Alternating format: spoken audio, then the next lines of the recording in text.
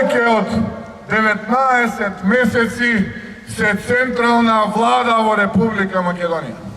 И повеќе од една година се локално раководство во најголемиот дел од градовите на нашата татковина.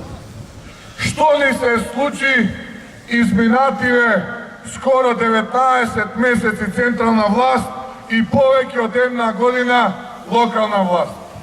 Црнила и темнина. Многу луѓе ме прашуваат зошто зборува за економијата.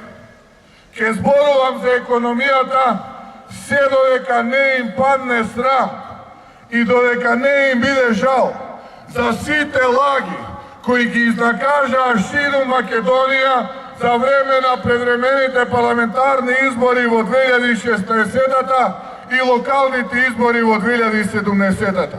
За сите ветувања кои што не ги исполнија и за сите очекувања кои што не ги реализираа.